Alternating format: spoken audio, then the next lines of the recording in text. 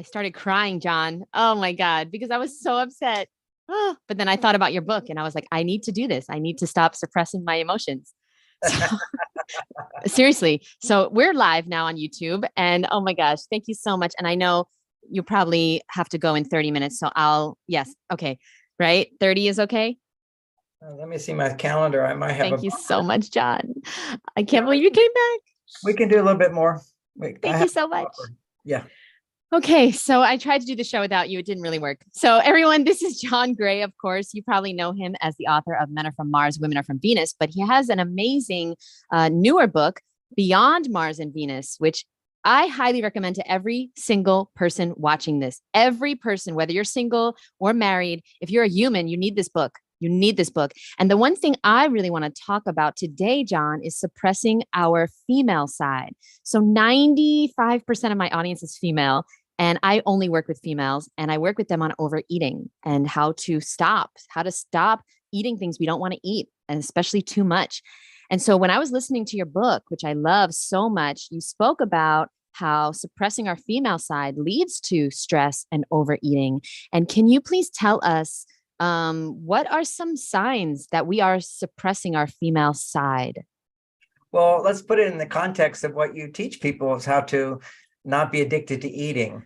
And, we all know about emotional eating. If you're emotionally upset, then you want to eat. And that literally burning calories burns up the emotions of discomfort and boredom or whatever it might be. So that's one way everybody talks about it. And that's true. And another way, it's like looking at something from another perspective is men and women are different in terms of their biology. And we have huge similarities too. But the one big biological difference is women can make babies and men can help women make babies, okay? And so those are what is called your steroid hormones that allow you to make babies. And that's estrogen for women, progesterone. Very, very important, the right balance of estrogen and progesterone at different times of the month. Now, particularly from your period to ovulation, that's when estrogen is needs to be the dominant hormone in your body. And estrogen is produced when you're in situations where you're depending on someone to make you happy. Anytime you're depending on someone to make you happy, estrogen is produced. So there's healthy dependence and there's unhealthy dependence. A male, we'll just talk about women. For women, eating, if you're overly dependent on eating to produce your estrogen, which gives you a sense of well-being, then you're going to use eating food to produce estrogen. If you go see a doctor, for example, someone that you depend upon for some sort of support, your estrogen levels will go up. So get in your car and go see your doctor, go see your coach, pray in a spiritual context. You're depending on God for some kind of support. Visit your family, you're getting a certain kind of support. It's always that feeling of backup that you have if you have a backup. A situation where you're feeling your need to belong, and so you're part of a group. All of these belonging needs and spiritual needs and fun needs, playing games, you're dependent upon a partner to play a game. Those are all going to produce estrogen. And estrogen is really important for you to cope with stress. If you look at a woman with low estrogen levels, she will start to feel stressed. Now, this is just simple plumbing. Let's just understand the basics of it. When estrogen goes down, your stress level goes up. So if something's stressing you, your estrogen is also down. So one way to diminish the effects of stress is to raise your estrogen. And then your body stops making adrenaline and cortisol. So one of the ways to lower stress, like you're feeling uncomfortable, is to eat. Eating is something you're dependent upon. And it's so easy and it feels so good. And then it becomes depending upon things that also stimulate the brain chemical dopamine, which also raises your estrogen, and that's sugar. So now you're going to go for sweet things. For some people, that's their way they go. Give me sweet. Your brain goes, wow, that's great. Well, when dopamine surges, that's a greater dependence. So when dopamine goes up, estrogen goes up. And as a woman, you feel good. You feel comforted. You feel soothed. So we have comfort foods. And I'm not against comfort foods occasionally, but it becomes a addiction. So like any addiction, you have to go through withdrawals. So a wonderful man years ago, 50 years ago, wrote a book on positive addictions, which is how to stop an addiction. Is you never just try to cold turkey. You have to shift to another addiction that's not a unproductive addiction. So basically, you want to be able to shift. If you have an overeating problem, you want to be able to shift to something that can produce estrogen without having to eat. And what that would be is, as you're taking notes, it's journaling. Journaling is one of the most powerful things where you write out what you're feeling. You know, as a marriage counselor and a therapist and a coach, I take on those different hats. For women, I always prioritize being able to talk about what's going on in their life. When women start to talk and somebody's listening, then estrogen goes up. Now, there's called surface talk, and then there's more intimate, deeper talk, and then there's talk that you would never share with anybody, secrets, so to speak. The deeper you go, the more estrogen gets produced. You might remember as teenagers, you had girlfriends and you would tell secrets. As soon as you tell secrets to somebody, you feel bonded. Okay, there's a huge amount of estrogen that gets produced. Now, just to back up a little bit, on the way to ovulation, estrogen is the primary hormone to lower stress. On the way down, if you think of a circle and your period is at the bottom and ovulation is at the top, after ovulation, you still need to make estrogen, but it doesn't have to be as high for you to not be stressed. What has to happen is that at that point, progesterone has to rise higher than estrogen. See, everything is about balancing. So after ovulation, you need to do things that will produce progesterone as well as estrogen. So where you're dependent on someone, but you're also doing what you like to do. So the key there is when you do what you like to do, you make progesterone. In a sense, that's me time. My daughter, Lauren, has done a whole 6-week course on me time, you time, we time. So we time is where you're dependent on someone. You time is where you're working and you're making testosterone. And me time is where you're interacting in some way where you're depending on something, but you're doing what you really like to do. Fun to do, easy to do, just feels good to your spirit to do. That could be a lot of it. In terms of research shows social bonding is a key progesterone producer. So you're not, you're hanging out with your friends. You're not always so dependent on them, but they're part of the picture. You're more doing what you like to do. So that's progesterone. So your life ideally is a situation where you're doing things you like to do, particularly after ovulation. When you shift from doing what I like to do to doing what I have to do, that's testosterone. And so when you're in that mode of I have to do, and you're not really wanting to do, but you have to do it. Oh, urgency comes up. That's a testosterone producer. And when you produce more testosterone than normal as a woman, how does your body make it? It robs your progesterone. So your progesterone levels go low when you feel you have to do something, as opposed to I like to do it. That's my dog walking back and forth. Now, so think of it like this: is I'm doing what I like to do, but some days there's not enough time. There's too much traffic. People aren't being nice to me. I don't have enough money. Any of those situations turn progesterone into testosterone. Okay, and then you get something called low progesterone. And low progesterone is often talked about as, a little confusing here, but talked about as estrogen dominance. So on the way down from ovulation, you need to have estrogen, but you need to have more progesterone. See how that is? You need more progesterone than estrogen. If you get too much estrogen compared to your progesterone, then what happens is you get estrogen dominance, and that causes a lot of bad moods, and then you want to eat again. Okay, and that makes it even worse because you don't need so much estrogen at that time. You need progesterone. So the times to discipline yourself, in terms of, dietary things, which you want to practice discipline, is more after ovulation. You want to be a little more relaxed to yourself on the way up to ovulation, where you're depending on something. But after ovulation, that's the best time where you can come and assert your male side, so to speak, which is I need to set discipline. I can't just do everything I like to do, but it has to be in the range of I like to do other things other than eating. Okay, so I know it's a lot. Hormones are complicated, so that there's a whole book to help balance to go over this again and again. So, but I'm trying to make it real practical for people who want to have an alternative dependency to eating. Okay, so what would that be? Journaling your feelings. This is a real practical thing, is going into another room where there's no food around. You literally have to move your location. Your kitchen is a trigger.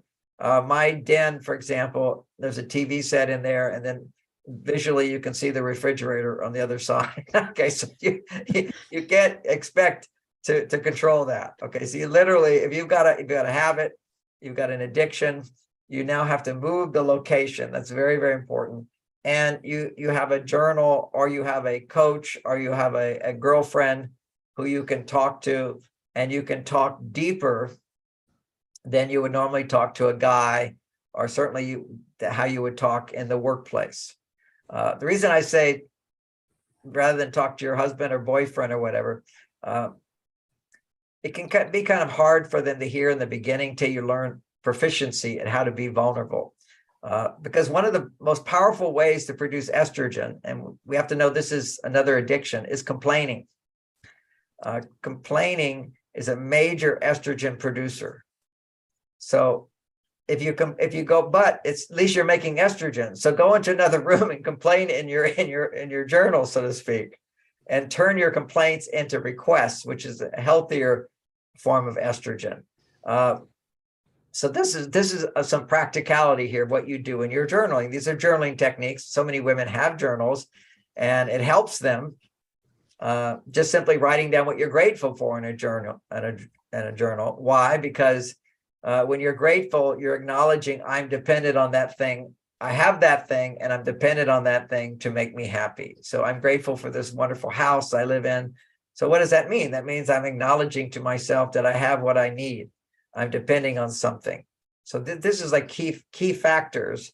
But when you're writing out what you're feeling, there's two types of feelings, and from one perspective, positive and negative.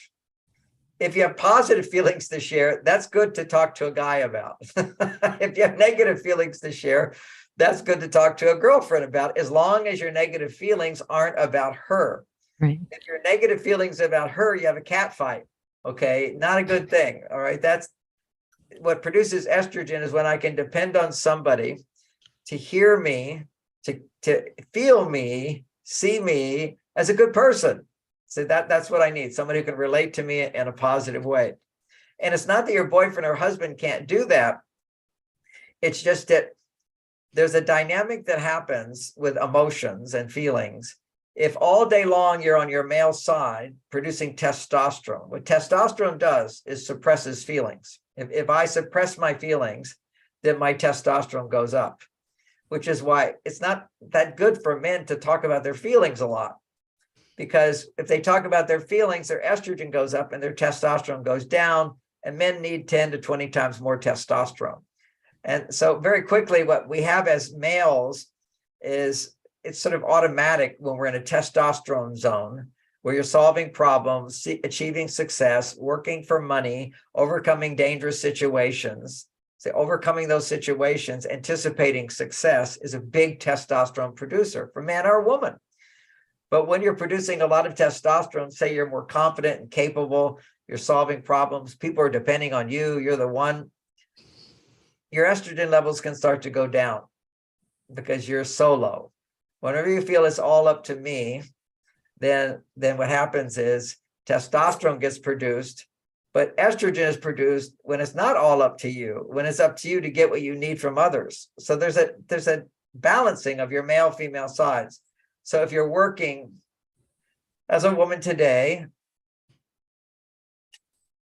you're on your male side. There's nothing wrong with being on your male side if you come home from work to your female side. But for many women, it's going to work and then coming home to their female side and overeating. Okay, so So what you would want, ideally, what you want is a journal, or you want a partner who you can share your feelings with. But that's another advanced stage, which I'll get to, how to talk so a man will listen to your feelings. First, you have to listen to your feelings. You have to be an expert at learning how to journal your feelings and then sharing that with a girlfriend, then finally learning how to share it with a man. And I'll get to how it's different.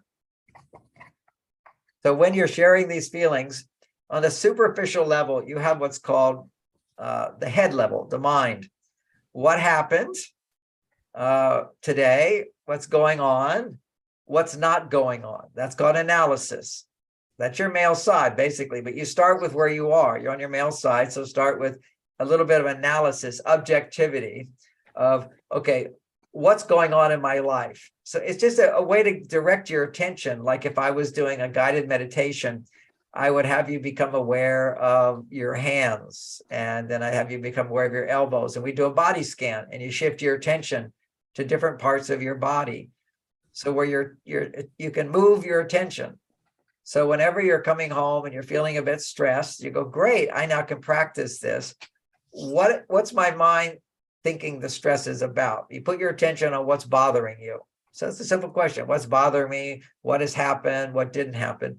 And a lot of times when women talk, that's all they talk. Okay. People pay me a lot of money to come in my office and talk, but they wouldn't come back if I didn't know how to guide them to a deeper level to where they'd feel good. It's frustrating for her just to talk about what her problems and then do a little analysis and why you think that might be the case, what's not happening. So that's superficial talk. That's not bad talk. It just doesn't produce a lot of estrogen.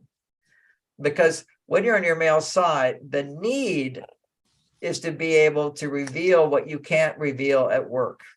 That's the whole thing, right? That's the big point here, is all the time at work as a woman, you've got a lot of reactions going on that you can't share.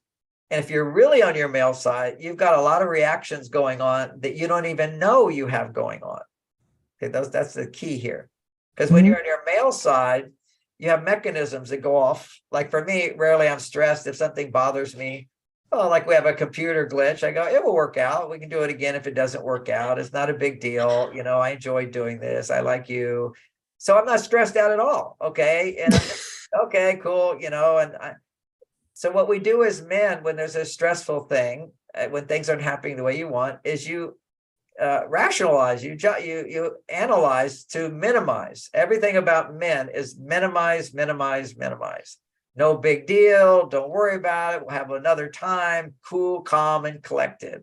All right. So not even it's make life easy. That's the male side of us, is minimize, minimize, minimize. But to get back to your female side, you have to amplify, amplify, amplify.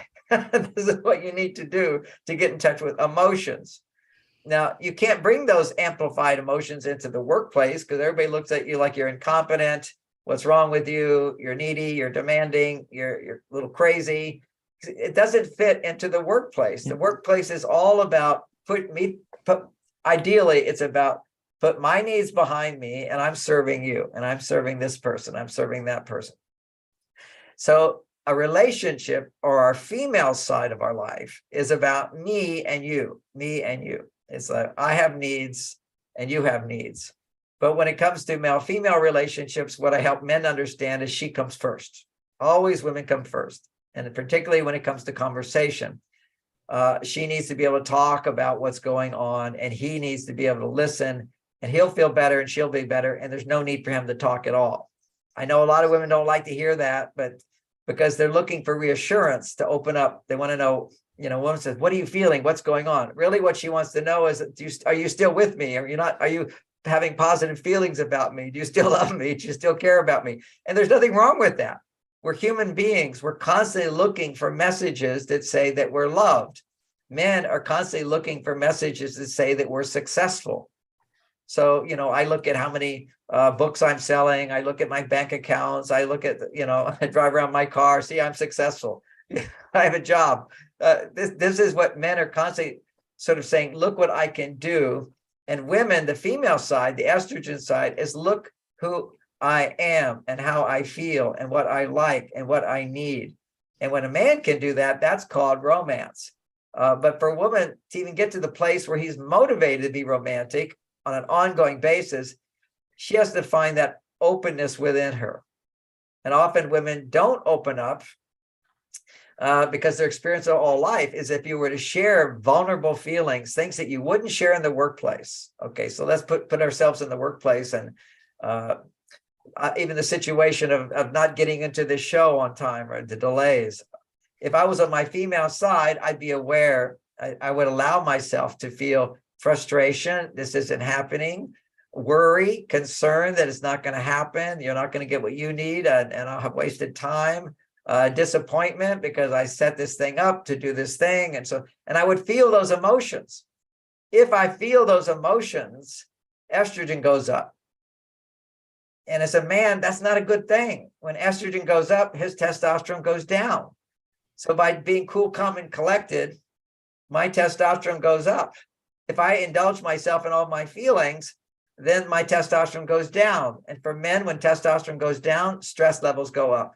For women, when estrogen goes down, stress levels go up. So if you have a comment? Yeah, I do. Thank you, John, because I'm trying to understand, like when we're at work as women and things happen and we're not allowed to express them, what do we do? Because I'm grateful. This is my job and I was able to express. I started crying. I was so upset, but not at work. I could never do that at my old, working as in the corporate world. And you can't. It's not appropriate. It's not, you're not allowed. Let's take that word out of it. Is it? Yeah. Not allowed to. It's not appropriate to. Right. Like it's not appropriate to talk about your fears to your children. Okay. It's not appropriate. If I have a client coming in and I'm serving them, it's not appropriate for me to tell them, I hope this deal works. Otherwise I can't pay my mortgage. Okay? See, there's appropriateness of the male work world and the female relationship world. If we put those labels on it, it's the work world. And it was a lot easier for women historically to be working side by side with women. If you're working side by side with women, which is happening quite a bit, like in the publishing industry, it's mostly women. In the medical industry, ironically, it's mostly women now at the top levels. Okay, they're running the whole show because they're both nurturing activities and communication. And what you'll see in that situation is that although women don't share their feelings, women connect to each other's feelings because they're so similar. A man can't, you hear you're wearing this beautiful outfit and he's not going to be, you're wearing high heel shoes, say, he can't understand or relate to you, to a person walking around high heel shoes who has to cross their legs when they sit down and has to adjust their body and fix their hair. All those things that a woman immediately understands. A man just misses it completely. So you're not going to be getting any kind of connection from men automatically. But women often, if you were to talk about some jerk you talked to the other day, every woman, you just say, oh, he said this and this and this. And another woman immediately connects with you because she put herself in your situation and know just how you feel. And knowing just how you feel is a connection. Men are not going to give you that connection. They just can't because they don't have your body type. They don't have your hormones. They don't have all those different things. And so women haven't needed to learn how to share emotions, how to share deep feelings, because they mainly worked with other women and they kind of intuitively could feel what the other person was feeling. But now you're working with men and men will not intuitively understand where you're coming from. And so you're kind of living in a drought world. And even the other women are more on their male side. So they're not going to be relating to you as well. Because once you go to your male side, you're not even aware of those feelings are there. But what you have to do is give yourself permission after work to come back and journal or talk to a friend and know how to go from superficial to deeper. Now, deeper is major estrogen stimulation. And I gave that whole example a minute ago just because there's not this history of women learning how to communicate their emotions and feelings. Okay. They can be emotional, but actually to identify, to label. For example, when you felt your tears coming up and you felt like, oh, I'm so sad. So it's a disappointment is what it is. I'm so disappointed and now I'm so sad. What's behind the tears is an awareness that I'm disappointed and I'm feeling sad. And then underneath that, well, why is that a problem? What's the big deal? Things don't happen the way we want because you're afraid. You're afraid it's not going to work out. You'll disappoint me.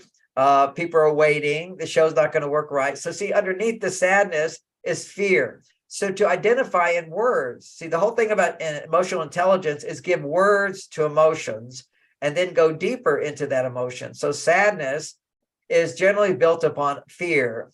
Fear is generally based upon some form of inadequacy or guilt. I should have been better.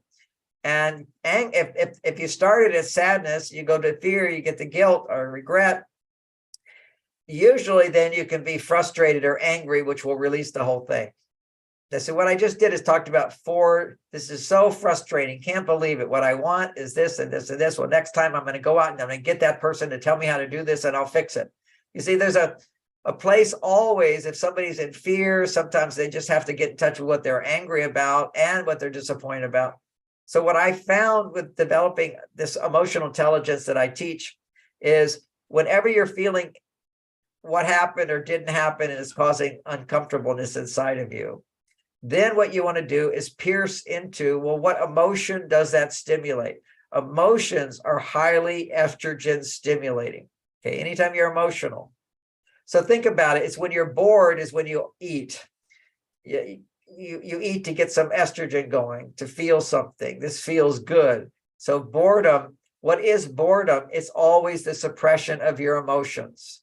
Whenever you're bored, you're frustrated, you're disappointed, you're sad about something, you might be afraid about something else. You might feel guilty or not good enough. You're procrastinating. I shouldn't be doing that. Or I said those things today, or I'm not achieving what I want. There's a cavern of a range of feelings, which I call I have many techniques for it, called the feeling letter, the love letter, is how to get from negative emotion back to positive emotion. That's when you want to train your mind, not just to write out negative emotion, but then for every negative emotion to make sure you take some time to focus on your positive emotions. So there's a transition that takes place. So let's say I'm so frustrated. I wanted this. I didn't get that. I'm feeling so disappointed. I feel sad. I'm all alone. I don't have any help. You kind of give yourself permission to have a pity party for yourself, just temporarily. Just give yourself, maybe you're too enlightened to have a pity party for yourself. Well, what you're doing is pushing down those emotions that are there. They're just there. And there's always, the fears. Fears are like underneath everything in our life that we're not aware of. I mean, we're constantly, anytime you're rushing, anytime you're overwhelmed, anytime you're not happy, feeling good, there's at a deeper level, there's fear. And so what are your fears? Well, you have to be humble to express your fears, which is, I'm afraid I'm not lovable. I'm afraid I'll never be loved. I'm afraid it's just another day and I won't be happy. But another part of you is, but I'm happy all the time. I'm eating my ice cream and I'm so happy. That's what we do in our life to avoid these sort of undercurrent of feelings. Now, one of the best things, to process estrogen is sex. We're just going to go to sex for those that have a sex partner and for those who might help you motivate to get a sex partner. But it's a big deal. This has to be someone you love and someone who loves you. It's very important. Sometimes women say to me, why do I even need a man? Well, there's nothing better to produce estrogen than a man who is there for you. And if you can communicate your emotions to a man, it's twice as powerful, if we could put a number on it for fun. Okay, so this is because when you're talking to yourself, it's particularly because nobody else wants to hear you. So already there's a little bit of a damper on it. When you can talk to somebody who, like another woman, and you can talk to her, well, you've just connected to all the women of the world. But when you can't talk to a man, you've just cut yourself off from half the world. When you can actually past the cavern to share emotion and a man hears you, you've just touched those guys that never understand me, because there's a place where women experience as men don't understand, because we don't understand. We can't understand what we don't experience. We can never really understand your emotions until we can experience your emotions. Now, how do we experience your emotions? All you have to do is learn how to share your emotions in a language that men don't resist. And usually when women do get emotional, which is a little different from sharing an emotion, like I'm so upset with you, as opposed to I'm feeling frustrated because you did this. See, it's a sharing of my feeling and giving a context of what's causing that to happen, as opposed to I'm so frustrated with you and disapproving of you or whatever. So men can never hear that. So let's just get realistic. It's never going to, maybe he can hear a little bit. It's not going to produce a lot of estrogen, but it does produce some. That's why women get addicted to complaining. Okay. And after they really don't get any support outside, the brain takes on, it just keeps looping and looping and looping inside. So once you learn how in your journal, practicing these emotional techniques that I suggest in my book, I give examples of them, of looking at what happened, what didn't happen, what makes you frustrated or angry, what makes you sad or disappointed, what makes you afraid or what are your concerns, and what are you embarrassed about, and what do you regret. Embarrassment, by the way, is the most vulnerable emotion that every man will just eat up. He'll love you. When you say to a man, just watch this, you say, oh, I was traveling today. I was driving this way. I was so embarrassed I did this. Or I was in business and I was completely late. I was so embarrassed. See, it's a vulnerable statement. When you're embarrassed, you're putting yourself out there as if somebody could say, oh, you fool, how foolish of you, because people throughout our childhood make fun of us. They put us down. They get information to say bad things about us. So when you're sharing those emotions with him, he'll immediately connect with you on an emotional level. And now you have real connection with the whole world. This is with a man that can really connect with me. It produces way more estrogen than if you did it alone, but doing it alone is better than nothing. Doing it with another woman is one next step up. But share it with a man who doesn't connect with you unless you've learned to feel and articulate your emotion. So once you've gone through those 4 levels,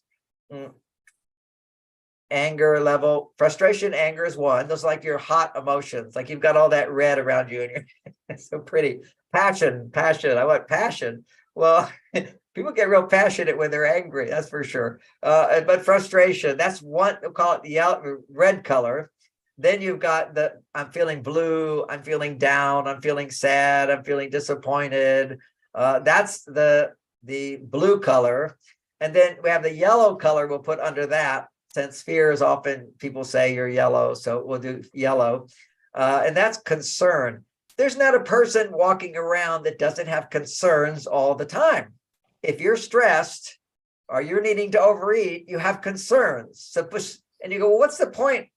Why write this out? What's the point of it? Well, on a biological level, just writing it out is going to produce estrogen. Anytime you write out negative emotions, but if you write out your concerns, 3 or 4 concerns, very quickly you'll shift into your fears. I'm afraid. See, concern is more the intellectual side of fear. And if you're stressed, anytime you have an addiction to food, your estrogen's low, for sure, you've got anger inside, you've got some sadness inside, you've got some fear inside, you've got some feeling of embarrassment and regret or guilt, something like that. Those are there. Those are the 4 levels. Black would be the other color for regret, embarrassment, guilt, shame, any of those kind of feelings. And they're always there to some degree. Now, you have to be kind of a master to find them all, but most women can, if they just discipline themselves, and what am I sad about? What am I afraid of? What do I feel bad about? What am I angry about? They'll get through them. And sometimes after 5 minutes or 10 minutes of this, you'll feel a catharsis. There'll be a release of tension. Not always, but you have to learn to feel as you go through these levels. Then you get in touch with what you want. Okay, what you want is very important. So what I want or what I wish, some people go from one to the other, or what I need. Okay, that's always why you have negative emotions, is there's something you want that you're not getting. There's something you wish you had hoped you were going to get that you didn't get. And there's some need that's not being met. So you just want to take some time to listen listen inside of your heart. What is it that I wish? What is it I'm wanting? What is it that I need? When you write out that for a little while, it can just be, make it simple, what I want, what I want, what I want. With no hesitation of, is that practical? Do I have the right to say that? Just, you're listening to what you're wanting inside. So many people say, well, I can't want that because I can never have it. I said, you can still feel what you're feeling and write it out. Nobody's going to make fun of you. I asked one of my clients, now get in touch with what you want. She said, I want $100 million. So I had to keep from laughing. But I said, and what else do you want? And what else do you want? Because sometimes we have these outrageous wants and we hold it in because it's too outrageous. Just write it out and then see what's next and see what happens. It's like all negative emotion and stress is like there's a river of desire that moves through our life. And then it gets blocked.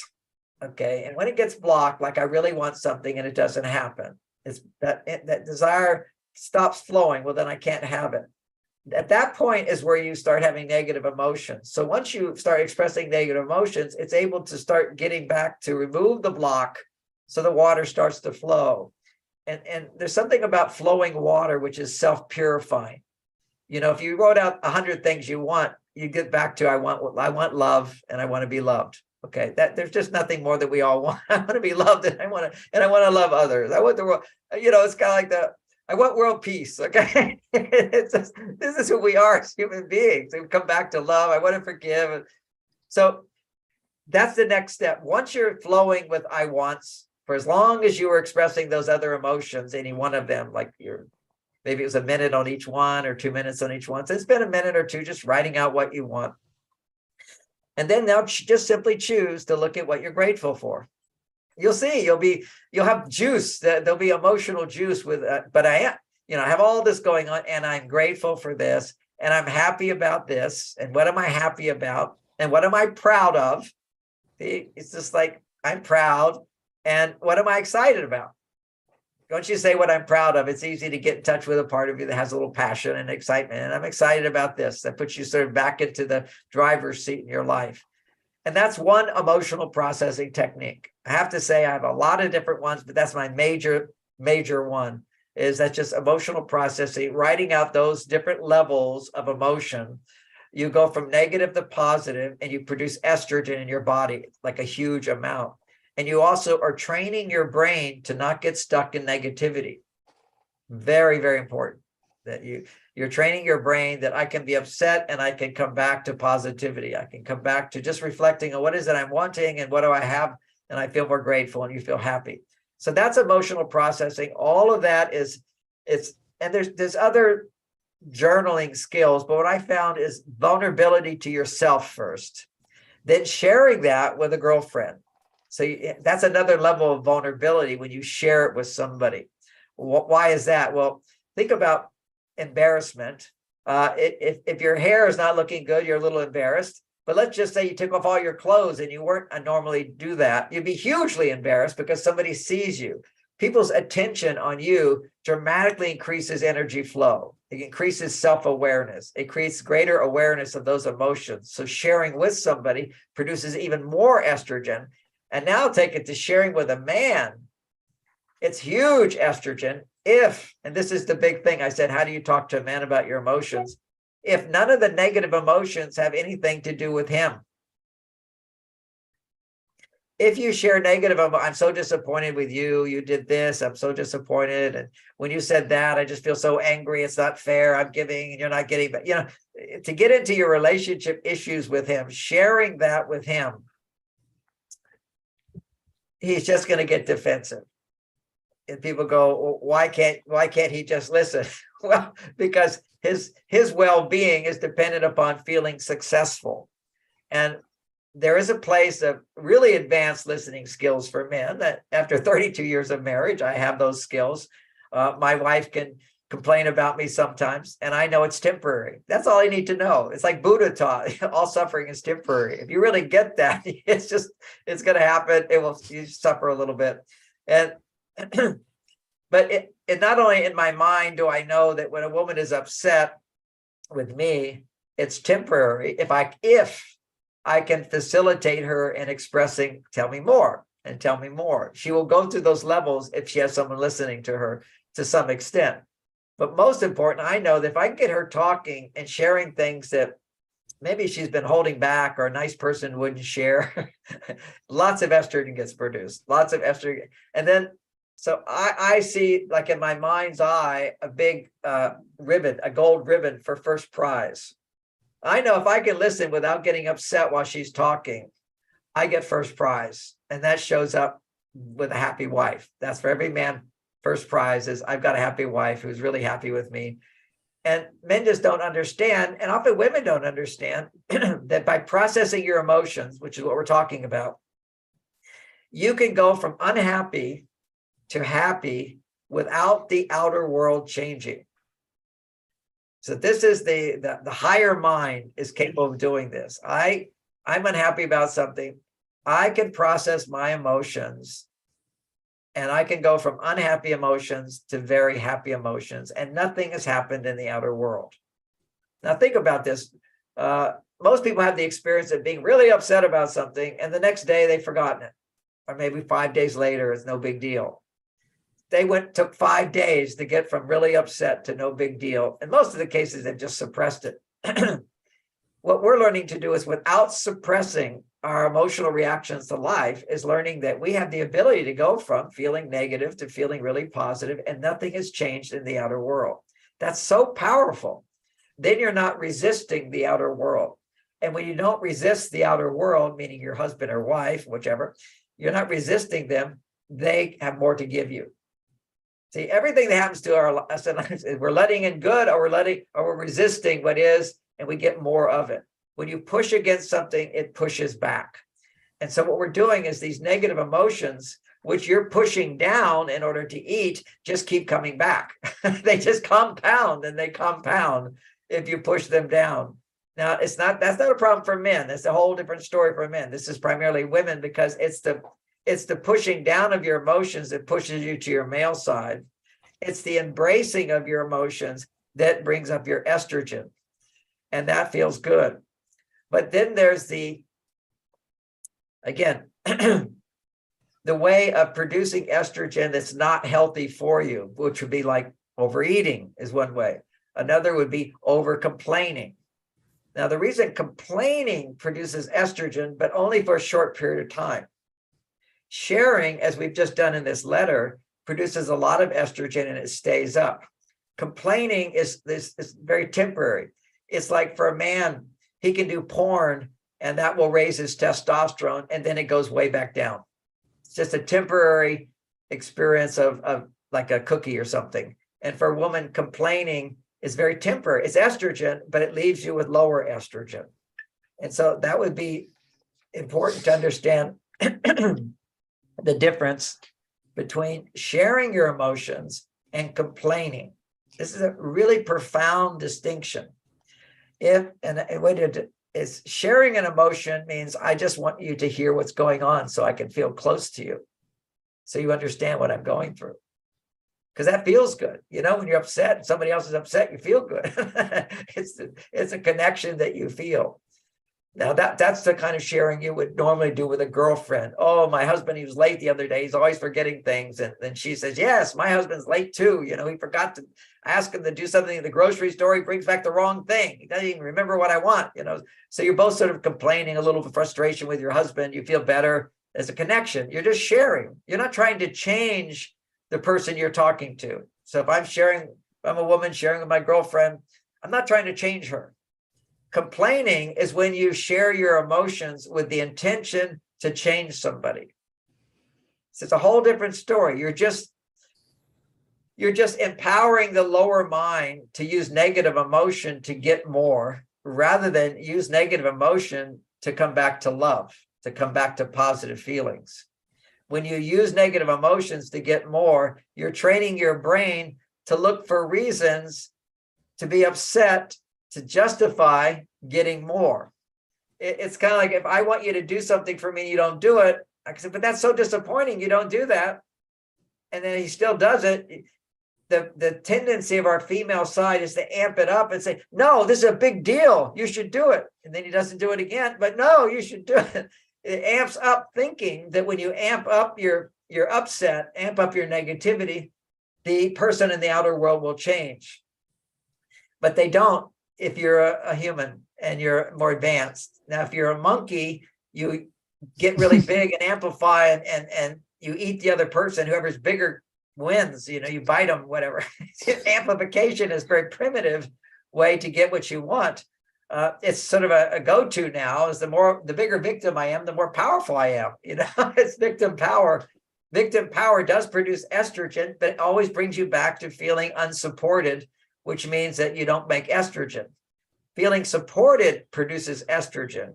Sharing negative emotions produce estrogen. So what you want to do is share negative emotions in the context where you feel supported. And then you have lasting estrogen, lasting well-being. You rewire your brain to start focusing on positive things and sharing that to produce estrogen, rather than having to look for negative things to share or to complain about to produce your estrogen. So if you become good at having your work day and journaling, when you come home, you check out, how am I feeling? And you don't know how you're feeling if you're overeating, by the way. To a certain extent, you're kind of bored.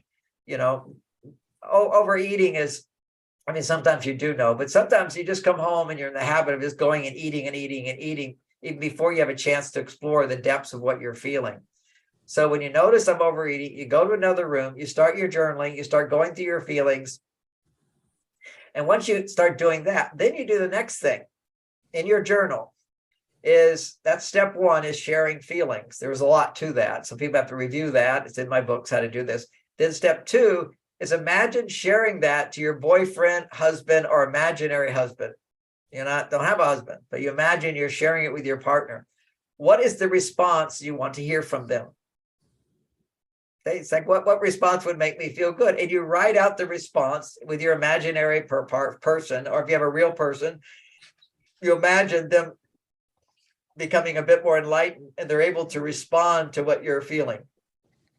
And you basically, the kind of response you need to hear, if I make it into a system, is they would just write, I understand you're frustrated because, I understand you're sad because, I understand that you're concerned or worried because, I understand you're afraid that. So you're just having someone say the words, I understand you feel this. This is called duplication. This is one of the simplest but best communication skills ever, is to summarize what somebody has said to their satisfaction. That's it. It's called active listening. So in your feeling letter, you're now going to do active listening for yourself. You're going to go all over it as if somebody is active listening to you. They're summarizing what you just said. I understand you're feeling this because this and this. I realize when you do this, this happens for you. I understand. So you have all this understanding, and then you have the person say everything you want them to say to you, which would be, you're so capable, you're so wonderful, that's not a big deal, you're wonderful. So you give reassuring messages, first understanding, then reassuring messages. And then that's step two, is you give yourself what you want to hear in response from somebody. And often we don't know what we want to respond. That's why I have a little system of just doing active listening to yourself and say some nice things. Like when you were writing out what I want, you'd have that person say to you, you deserve to have that. That's reassurance. Okay. You deserve that. And you should have that. And then when you come back to what I'm grateful for, you say, and I'm grateful for you. And I'm so glad you have this. I'm so glad you have that. So you have a nice response back. You're giving yourself, everybody talks about self-love. What this is, self-love. You're expressing what you feel. You're receiving what you feel. Then what you do is you write, the third part is use a phrase called, your love makes me feel. And I feel at ease. I feel comfortable. I feel good. I feel good enough. Basically, after you actually use active imagination here, I just wrote a response to myself and I imagine someone saying that to me. How does that make me feel? It's like you got to have it when I said, hey, it's no big deal. So what if we had a technology problem? Felt good to have somebody say that to you and have it be real.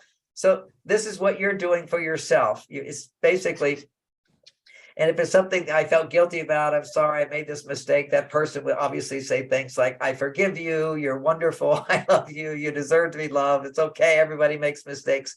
So you write all your reassuring messages to yourself. Then you write out how your love makes me feel. And then you just explore what it makes me feel comfortable. It makes me feel safe. It makes me feel happy. And then you have an affirmation. Everybody's read about affirmations. That's when you do all of that, affirmations really work well. And that's where, my favorite affirmation doing this is simply, I feel at ease and comfortable in all situations throughout my day and night. I feel at ease and comfortable in all situations. Another one I used to do was, I'm a strong, loving man and deserve to be loved just the way I am. Another one I have is, I'm confident, capable. I'm strong, confident, capable, and motivated. So it would be the I am statements. After you've gone through all of this, you're actually connecting with, if I'm getting the love and support I need and deserve, then how does it make me feel? And then describe myself, which is I am. I'm a lovable, wonderful human being and always deserve to be loved. See, these are really kind statements. And you write that 5 or 10 times. You put it on, you don't do this process every day. But you put that little affirmation on a sticky thing, and it brings you back to the whole process that you just did. So you become familiar with turning negativity into positivity and then getting support that you need. You can also do this if you're in a relationship with a man and you write out your feelings of upset at him. Imagine him responding to you the way you want him to. Imagine how it would make you feel. Create an affirmation. Done. Don't give it to him. You'll see, just doing it within yourself, you will be less demanding of him for your happiness. This is if we can turn our lives into, I'm not so much dependent upon the weather outside to feel good. Hey, there was sometimes I remember a time in my life where I had so much success, it was making me feel so good that it could be a gloomy day and I wouldn't notice. And I say, such a beautiful day today. And my kids will say, Dad, this is a gloomy day. The sun's not even shining. That's when I became aware. It's all an inner game. Now, that's only one aspect of it. You also want the outer world to affect you, but you don't want the outer world to bring you down. And when it does, you have the power to bring yourself back to who you are, which is a wonderful, lovable human being, deserving love with a compelling future ahead of you. My dreams can come true. All these wonderful positive affirmations need to relate to what you feel at that time when you're writing your letters and your journaling. Those are all massive estrogen stimulators. Now, having said that, that's a very powerful tool. For some people not going to do that, take dance lessons. Okay, you come home from work, you go to your dance lessons, and you have your gay partner dance with you. So most of the dance teachers are gay. Women love it because you're not going to hit on them, and they're really good dancers. So you just dance.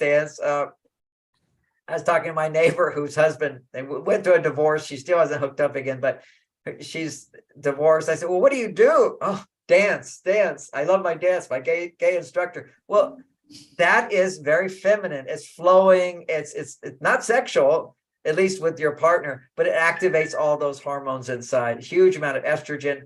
Particularly, you're depending on your partner to lead you. See, when you're depending on someone to lead you, to guide you, to support you, you're depending on them. Estrogen is flowing. Another place where you depend on somebody, you take a cooking class, where now you're depending on someone to teach you how to cook. You could also hire someone to cook for you. And now you're now depending on someone for your food. If you can afford it, then you suddenly have that relationship where someone is regular. They're there to support you. It makes you feel good. If you're busy working in the workplace all the time, you're making money. Some of that money should go to hiring someone to be your house cleaner. Okay, so, and in a world that's not like our world where there's so much push towards the male side. Women used to love cleaning house. They used to love doing dishes. They used to love cleaning. Cleaning is a good thing, but it doesn't work today for women because it doesn't produce that much estrogen. You see, it produces estrogen at a very moderate level, nurturing activity. We take the little baby. We have a new baby in the family, and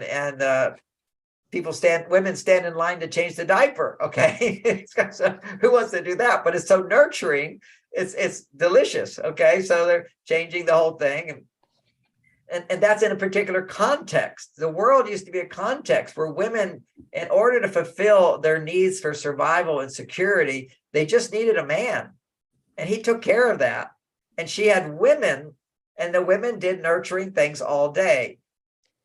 And that was plenty estrogen for them. But if you're on your male side, you need a bigger estrogen producer to come back and find balance. So this is why we need these new skills. This is why washing dishes and doing laundry for most women is not going to do it. Okay. It's another task I don't have time for. And it really is. If you're going to be in the work world, making testosterone, you need something big to bring you back to your estrogen world. You need to have more help in the home. You need, because it just doesn't produce the estrogen it used to produce. But what really makes the estrogen is communication. And that's the whole key thing, is being able to share and communicate or make choices to do things which you enjoy doing. That's progesterone, and also depend on someone. Now you're getting a nice balance of progesterone and estrogen that we talked about in the beginning of the talk. Shopping is another one, unless it's over shopping. This is why you can be addicted to shopping. I know a troubled woman that I've helped, and she basically has a rich husband, and all she does is shop and never wears anything. And she never feels beautiful enough. Okay. If you have so much and you're not balancing the hormones, okay, the balancing the hormones is she didn't have a job, she didn't do anything. So she does need to have her male side. Women have testosterone. That's why it's a balance of you time. That's testosterone, being of service to others, as opposed to having others serve you. That's we time. And then there's me time, which is more your progesterone activities, balanced with depending a little bit on someone. So these are like choices that a woman has to be making. It's complicated to be a woman, particularly today, because it's only complicated because we don't understand it. We don't understand it because we didn't see our mothers doing it. See, our mothers, our grandmothers, they had generations of being able to copy their parents to cope with stress effectively. And we had a culture that supported women in doing certain types of activities that produced estrogen, men doing certain activities that produced testosterone. But none of these, those levels of stimulation are not enough today. They're not enough today because we have to compensate for when women go away to their male side, they come back to their female side. And if you are in that state, then the ultimate, which we can, we're progressing into an ultimate experience of lasting passion. People always ask me, how do you keep the passion alive? Well, you asked that question. Nobody asked that question 50 years ago because nobody expected it to happen. It wasn't how are you going to do that? Well, you can do it. That's why we keep asking the question. I have done it. I teach people how to do it. None of my friends, I have lots of friends, they can't do it. Sex is mediocre for them. I have ecstatic sex for hours the older I get, because I also have more time for it because my kids are grown up. But the attraction is massive. And it grows over time if estrogen levels and testosterone levels are mutually stimulated. See, like the woman would spend historically, she'd spend her day with other women doing nurturing type activities with her children that would build up her estrogen. So she didn't require having to learn how to bump it up to an even higher level. But once women can be on their male side, out of necessity, they have to learn these skills, how to bump their estrogen to a higher level. That's where the sex becomes incredibly exciting and passionate and sustained. And that means having skills for sexual pleasure and fulfillment. And we have lots of books. I've written books. They're now all around, but they didn't used to be. Back in 1980, my first classes, 1979, were making Enlightened Sexuality was a weekend course I taught, Enlightened Sexuality. And it's based upon my interviewing a lot of women before I made love with them. And I was like amazed. This is like, I didn't know this stuff. I knew other men didn't know this stuff. It is written about in books, a lot of it now, but men tend to have short memories on that one. They tend to forget. And I explain how to get it back. But the whole dynamics of foreplay, the stages of female orgasm, major part of it is kissing. A major part of it is undressing, not just getting naked, but first dressing up for sex, creating an environment for sex. So seeing your partner, use all the senses, you're seeing her, but you don't get all of her yet. And then there's the breath. Okay, now breath is like really important is to notice that you're feeling aroused. Okay. Most people go right to intensification as opposed to enjoy the automatic breathing that happens when you're aroused. Very, very important. You don't rush through that process. Then comes the kissing. And then they go into what's called French kissing, which is open mouth kissing, where your tongue is going in and never even going down her body until there's her tongue wanting to go into his tongue. That means her testosterone levels are starting to kick in. First, it's all estrogen. Then undressing. Undressing is really important that she undress him. He's partially undressed, of course, but it's like a welcoming signal for him to have more.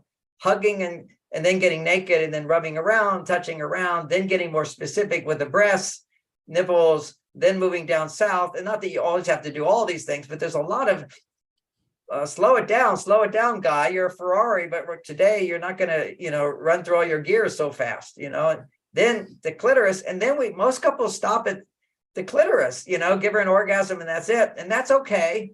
But then there's another level where you don't climax, which is sort of done for the woman, just enough to arouse her to wanting more. Then comes vaginal. Then you can start having vaginal orgasms plural, because there's the orgasm of just around entering in, he's arrived. Then there's the inch and a half in, you're getting more of the G-spot stimulation. Then another inch and a half in, you're getting her E-spot.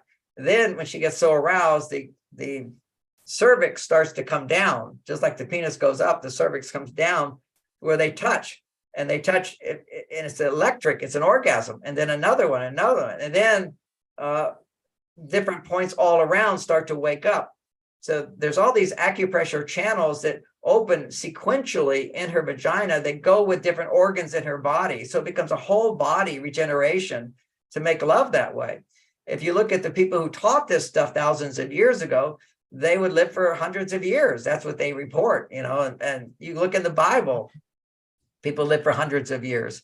Longevity was all about, for men, is taking the woman to the highest level without losing his energy right away. And then, of course, when you can do that, then it's so satisfying at the higher levels that a man can let go of his addiction to ejaculating, and he becomes multi-orgasmic. It took me a long time to learn, and for the woman to learn as well, to be multi-orgasmic. So these are all things we can look forward to. But the foundation of it is you got to start getting the estrogen up in your life, so you're free from the addictions that you have in your life. And one of the addictions for women is the addiction to climax. Only half the women in America can climax even. So we should call that an achievement. That's very wonderful. But vaginal orgasm, multi-orgasm, is your potential if you want to go for full human potential kind of a thing. And you don't want to just release all your energy from a clitoral orgasm. I don't even call it an orgasm. I call it a climax.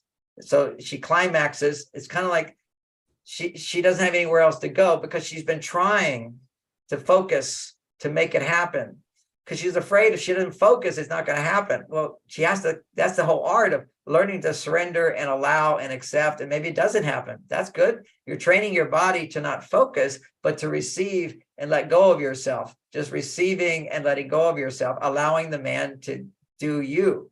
And that's the ultimate estrogen stimulator. And when you can do that, your estrogen just stays there all week long. I mean, it will gradually go back down, but making love is literally what it says. It's making love. You have to bring it back. You have to bring it back through making love in the bedroom. And she needs a lot of good estrogen stimulation outside so that she's wanting to be in the bedroom. But another dynamic for couples is just to know that so many married couples, the woman says to me, usually I don't want to have sex when we have sex, but after we get going, then I want to have it. And so if a husband just says to his wife, would you want to have sex? If she was really honest, she's going to say, well, no, I'm not wanting it. Because biologically, the way a woman's hormones work, generally speaking, is as her estrogen levels are going high, then at a certain point, when they get high enough, her testosterone will begin to surge. Testosterone surging is her desire to have sex, but estrogen going high is feeling good, feeling better and better. So the idea is foreplay is for the man to put his desire to have penetration and everything on the shelf for a little while and give her what she needs, which is non-goal oriented touching, which I just talked about, the breathing, the kissing, the loving, the expression, undressing, being together, nice music playing. This is all sensual pleasure is very important for the woman.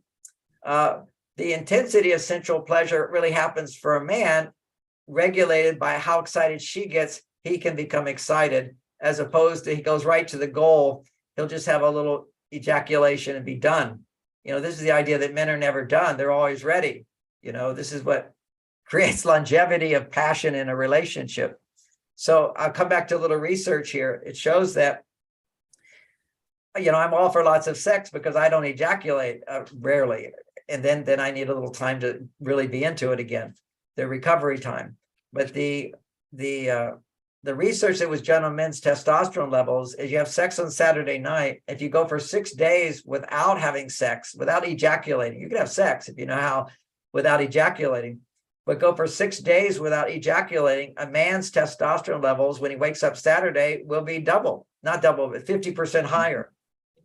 Okay, this knocks it up to what he felt in the beginning of the relationship.